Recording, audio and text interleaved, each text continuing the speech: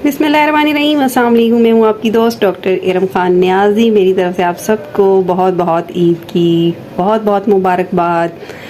खुश रहें और लोगों में खुशियाँ बांटें। मीठी सी ईद है। अल्लाह पाक से दुआ है कि अल्लाह पाक आपके लिए ये ईद जो है बहुत सारी खुशियाँ लेकर आए, आमीन। आज जैसा कि मेरे फ्रेंड्स भी हैं और भाई भी हैं, उन्होंने मेरे लिए जंग से ये गिफ्ट भेजा है, मिठाई भेजी है। इसकी अनबॉक्सिंग करते हैं।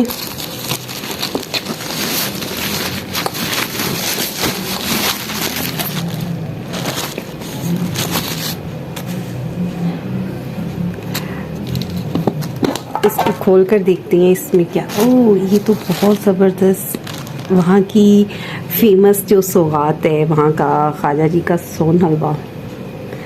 अल्लाह पाक आपके रिस्क में बरकत अता फरमाए।